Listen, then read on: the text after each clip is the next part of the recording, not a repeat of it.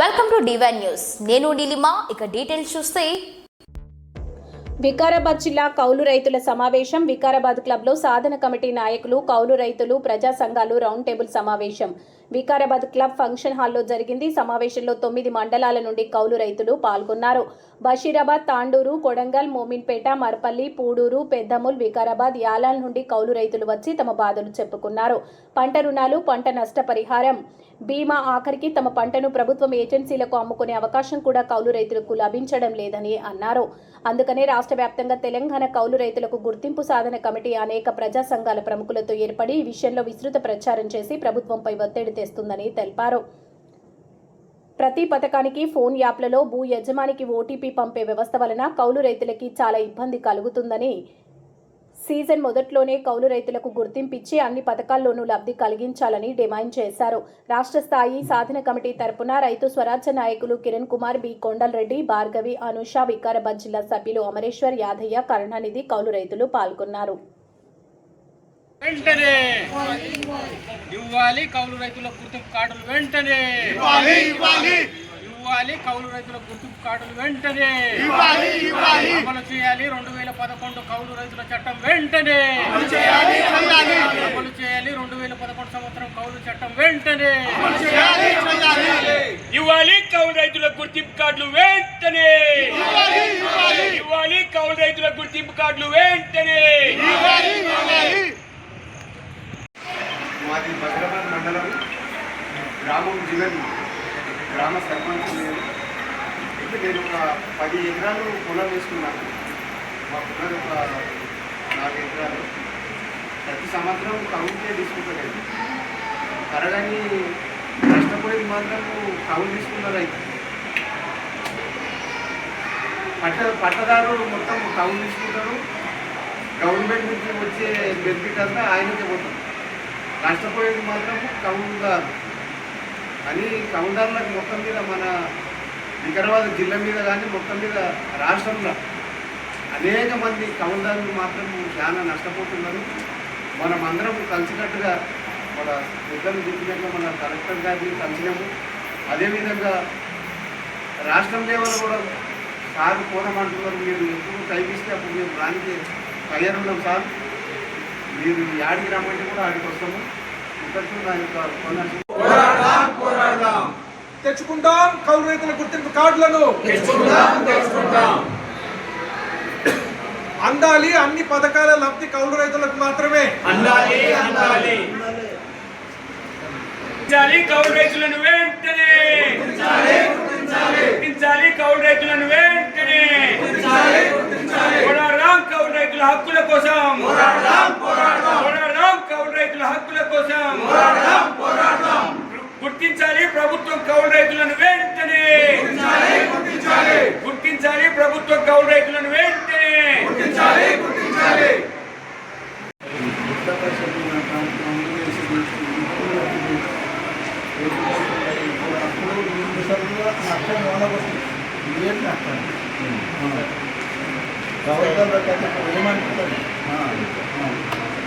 ఒకరొక 20 ఎకరాలు వేసుకున్నారు, 90 రైతులు కూడా వేసుకున్నారు. నష్టపోయింది ఏమి లేదు. పోయి నష్టపోయినాము. ఈ 7 వానలు లేక నష్టపోతున్నాము. ఓరో 20 ఎకరాలు కూడా కౌలుకు పట్టినారు. ఇంకా వలసలు కొనికే రెడీ అవుతున్నారు. సీఎం సార్ గ్యారంటీ కార్డు కూడా పంపించింది సార్. మాకు అన్ని విధాలుగా సహకారం చేస్తామని ఎలక్షన్ అప్పుడు సార్. మాది మా పేరు భారతం. ఇందరైతే మా గ్రామం మండల్ కోడంగల్, డిస్ట్రిక్ట్ వికారాబాద్. సీఎం అయితే నేను గ్యారంటీ కార్డులు అందరికీ ఇంటింటికి తిరిగి ఇప్పించింది సార్. ప్రతి దాంట్లో నేను సేవ్ తెలుగుంటా అని చెప్పి ఉద్యోగాలు ఇస్తాము. ఇంకా ఇది రైతులకు సహకారం, కౌలు రైతులకి, భూములు లేని వాళ్ళకు కూడా అమౌంట్, భూములు లేని వాళ్ళకు కూడా బీమా వేస్తా అని చెప్పింది సార్. ఇవన్నీ సీఎం సారు దృష్టికి తీసుకొని తను కొంచెం రైతులకు సాయం చేస్తే బాగుంటుంది సార్. భూములు ఉన్న వాళ్ళు ఉన్నారు, లేని వాళ్ళు ఉన్నారు, ఉద్యోగాలు సర్దుకొని రోడ్ల పైన తిరుగుతుంది సార్. అసలు గ్యారెంటీ కార్డు ఉంటే అన్ని పథకాలు వస్తున్నాయి అలా మీకు రావట్లేదు సార్. అందుకోసమే కార్డు ఇస్తే గాడి మేము పంచినాం సార్. మేమే పంచినాం. నా చేయి ఇచ్చింది కానీ ఏం లేదు కావాలి కదా. కార్డు ఇస్తే మనకు నిజం కట్టు కార్డు ఇస్తే మనకు యూరియా కావాలి. యూరియా కావాలంటే ఆ కార్డు పెడితే మనకు యూరియా సార్ కనీసం మాకు గవర్నమెంట్ హాస్పిటల్ ఉంది అంగన్వాడీలో. అసలు డ్యూటీలు కూడా కరెక్ట్ చేస్తలేదు సార్. అదే కౌలు రైతులు అంటే భూమి లేని రైతులకి కూడా పథకాలు అందిస్తామన్నారు. అది మాత్రం జరగట్లేదు. జరగట్లేదు సార్. ఏం జరగట్లేదు సార్. అసలు చాలా అబద్ధం. కూలీ రైతులకు ఇబ్బంది ఎక్కువ ఉన్నది. వర్షం లేదు, ఎండిపోయింది. భయం అవుతుంది సార్. మన్ను అమ్మి కట్టిండి అంటున్నా కదా సార్. ఇంకా కొన్ని ఉన్నాయి. ఆయన చచ్చిపోయి 7 సంవత్సరాలు అవుతుంది. అప్పటి నుంచి ఇప్పటి వరకు 5 లక్షలకు 20 లక్షల రూపాయలు అయింది. అక్కడ ఇక్కడ తీసుకొచ్చి కట్టుతో పట్టించుకోలే వాళ్ళ. మరి ఘోరంగా కేసు పుట్టింటాక చేయలే. ఆమె అన్న మాటలు అయితే మరీ డేంజర్గా. ఇంటి మీదకి వచ్చి కొడుకు అయితే ఇంట్లోకించి బయటికి గుంజిడు సార్. కొడుకు ఒక్కదాన ఉన్నా ఏం చేస్తావే, ఆడ ఏం చేసినా నువ్వేం చేయలేవు, నన్ను చేస్తాం మేమని చేస్తాం, నా పైసలు నాకు వడదేంగి మాట్లాడే, నాకు అధికారం ఉంది, నువ్వేం చేస్తావు అంటున్నాను. మా వైపు నుంచి వీళ్ళని మేము ఫాలో చేస్తాము. ఏం చేసినా సార్ అయినా ఎవరు పట్టించుకోలేదు సార్ వాళ్ళని. అయితే అంటే మేము రైతు ఆత్మహత్య కుటుంబాలతో చాలా ఏళ్ళ నుంచి పనిచేస్తున్నాము. చాలా మంది అది పెట్టక్కర్లేదు, అర్థమైతే ఉంది ఈ బాధ. ఇట్లాగా రైతు ఆత్మహత్య జరిగినప్పుడు ఆ కుటుంబానికి సహాయం చేసే బాధ్యత ప్రభుత్వం మీద కూడా ఉందని ప్రభుత్వం వాళ్ళే ఒక జీవో తీసుకొచ్చినారు. కానీ ఆ జీవో అమలు చేయాలంటే అధికారులు వచ్చి మీ గ్రామంలో అన్ని విచారించి ఇది రైతు ఆత్మహత్యగా నమోదు చేస్తే ప్రభుత్వం సహాయం చేయాలి. కానీ వాళ్ళు అది రావట్లేదు. దాని గురించి మొదలన్న హైకోర్టులో కూడా కేసేసారు. కేసేసిన తర్వాత ఒక 240 మందికి ఇప్పటిదాకా కూడా ప్రభుత్వం నుంచి సహాయం అనేది అందింది. ఇంకా కొంతమంది రైతు ఆత్మహత్య కేసులు మేము ఫాలోఅప్ చేస్తున్నాము. ఎట్లాగన్నా మీకు న్యాయం జరిగే విధంగా మేమైతే ప్రయత్నిస్తాము తప్పకుండా. అంటే మా కోరిక ఏమిటంటే కౌలు రైతులు ఎక్కువగా ఆత్మహత్య చేసుకోవడానికి కారణం ఏంటంటే ఎటువంటి ప్రభుత్వ మద్దతు వ్యవస్థ వాళ్ళు బయట పెట్టబట్టినారు. కాబట్టి కౌలు రైతులకి మీరు సరైన సహాయం అందించినప్పుడే తెలంగాణలో రైతు ఆత్మహత్యలు అనేవి ఆగుతాయి అని మేము ప్రభుత్వాన్ని కూడా గట్టిగా చెప్తున్నాము. మళ్ళీ ఎవరు కూడా ఇట్లా ఆత్మహత్య చేసుకుని ఆమె లాంటి స్థితిలో ఉండకూడదు అనేది మనందరం కూడా కోరుకోవాలా. దానికోసమే కలిసి పోరాడతాం. రుక్మిణీరావు గారు, ఆకునూరి మురళి ఐఏఎస్, అలాగే జస్టిస్ చంద్రకుమార్, వ్యవసాయ కమిషన్ చైర్మన్, వీళ్ళందరి చేతుల మీదకి కూడా రిలీజ్ అయ్యింది. దీంట్లో చాలా స్పష్టంగా కౌలు రైతుల సమస్యలు అనేవి ముందుకు వచ్చాయి. దీంట్లో భాగంగానే వికారాబాద్లో కూడా ఒక 7 గ్రామాల్లో 6 మండలాలకు చెందిన 7 గ్రామాలలో సర్వే చేయడం జరిగింది. ఇక్కడికి వచ్చిన గ్రామస్తులందరూ కూడా మీ గ్రామాల్లో కూడా ఈ సర్వే అనేది జరిగింది. కాబట్టి వికారాబాద్లో కౌలు రైతుల పరిస్థితి ఎట్లా ఉందనేది ఒకవైపు, రాష్ట్ర వ్యాప్తంగా కౌలు రైతుల పరిస్థితి ఎట్లా ఉందనేది ఒకవైపు, మన డిమాండ్ ఏంటి, ఇవన్నీ కూడా మనము సమాజం ముందుకి, ప్రభుత్వం ముందుకి, ఎమ్మెల్యేల ముందుకి, మంత్రుల ముందుకి, వికారాబాద్లో అయితే స్పీకర్ కూడా స్పీకర్ గారి ముందుకి గట్టిగా తీసుకెళ్ళాలి. మండల స్థాయిలో కూడా ఈ గొంతు అంటే కౌలు రైతులు గుర్తింపు కావాలి అనే గొంతు బలంగా వినిపించాలని, అప్పుడు తప్పనిసరి పరిస్థితుల్లో ప్రభుత్వము దీనికి ఒక ప్రాముఖ్యత ఇచ్చి ఈ అంశానికి చేస్తుందనేది మనము ఆశిస్తున్నాం. దాంట్లో భాగంగానే సమావేశం ఏర్పాటు చేస్తున్నాము.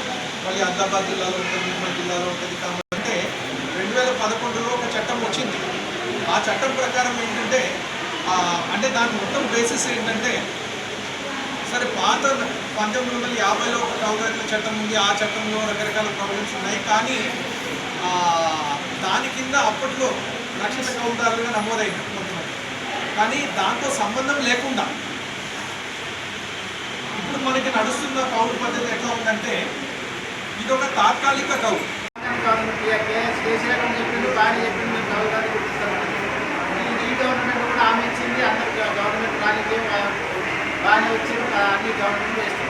కానీ మన గుర్తింపులే కాదు, మనకు గుర్తింపు లేదు, మనకు ఒక బాధ వచ్చే దాని గురించి కూడా పట్టించుకుంటుంది. కానీ మన కోసం ఒకరు పోరాడుతున్నారంటే మనం వాళ్ళకి తప్పకుండా మద్దతు ఇవ్వాలి.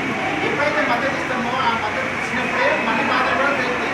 వీళ్ళు వస్తారు పోతారు మీటింగ్ పెట్టుకుంటున్నారు మన అంటే ఎక్కడ వేసినట్టు కానీ అది ఉంటుంది. అంతేనే కాదు, నీ బాధ నీకే ఉంటుంది, మాకు ఇవాళ వస్తే మీరు మీటింగ్ ఎన్నికే కేసీఆర్ మాట్లాడానికి లేకపోతే ఎవరు మీరు మాట్లాడానికి మీరు వస్తే కానీ మేము ఎట్లయినా మాట్లాడలేదు. ఆ స్థాయి ఉన్న సారోజు. కానీ అక్కడి నుంచి విడిచిపెట్టిన దాకా మనందరి కోసం వచ్చి పనిచేస్తున్నారంటే తప్పకుండా మనం అందరము మన కోసం వచ్చినందుకు గుర్తించాలి.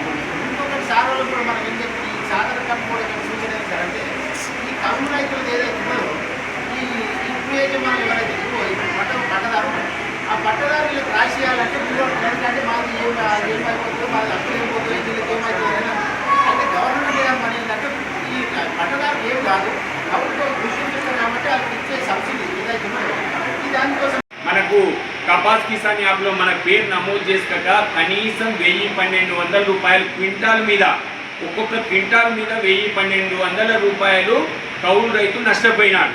అయితే అన్నిటికంటే బాధాకరమైన విషయం, ఒక 100 క్వింటాలు కౌలు రైతు పండించినాడు అంటే 1,00,000 రూపాయలు నష్టపోయినాడు. అక్షరాల 1,00,000 రూపాయలు. ఒక 100 క్వింటాల పత్తి పండించిన కౌలు రైతు 1,00,000 రూపాయలు నష్టపోయినాడు. తర్వాత మనం రైతు భరోసా వరకు పోలే, ఎప్పుడైనా అంత దూరం కూడా పోలే. పంట నష్టం కనీసం టైం బాలేక పంట నష్టపోయినప్పుడు ఆ నష్టపరిహారం అన్న కౌలు రైతు అకౌంట్లో వేయండి, చేసింది మేం కదా అని కౌలు రైతులు అడిగితే మొత్తం మేము 1816 మందిని సర్వే చేస్తే కేవలం 11 మంది మాకు పంట నష్ట పరిహారం వచ్చింది అని చెప్పినారు. ఎంత తక్కువ ఉందో చూడండి, 1% లేదు. చాలా చాలా చాలా జిల్లాకు ఒక్కరు కూడా కాదు, 2 జిల్లాలకు ఒక్క మనిషిలాగా సగటున 22 జిల్లాలు మనం సర్వే చేస్తే కేవలం 11 మంది మాత్రమే మా అకౌంట్లో డబ్బులు పడినాయని చెప్తున్నారు. దాంతోపాటు ఈ యూరియా వచ్చింది, యూరియాకైతే పడిగాపులు. వీళ్ళేమో చాలాసార్లు మా ఆదిలాబాద్ మిత్రులు చెప్తారు, ఓనర్ ఏమో అమెరికాలో ఉన్నాడట. నాకు ఎప్పుడో మిడ్ నైట్ ఎప్పుడో మెసేజ్ వస్తే నేనేం చెప్తా అన్నాడట. కాబట్టి ఇది యూరియా డిఏపికి చాలా ఇబ్బంది అన్నట్టు మా సర్వేలో చెప్పారు. ఖమ్మం కాడ నుంచి ఆదిలాబాద్, వికారాబాద్ అంతటా యూరియా డిఏపి కనీసం మా పాస్బుక్ జిరాక్స్ కొనబోతే ఓనర్ది పాస్బుక్ జిరాక్స్ కొనబోయితేనన్నా యూరియా డిఏపి ఏమనండి, ఎప్పుడో ఒకసారి అది యాప్లో వస్తుంది, చెప్పడం కష్టమవుతుంది అని వాళ్ళు చెప్తున్నారు. తర్వాత ఇంకా అందరూ ఎక్కువ మంది బాధపడిన విషయం ఏంటంటే కనీసం మా పంట అమ్ముకున్న డబ్బులన్నా మా దాంట్లో వేయండి.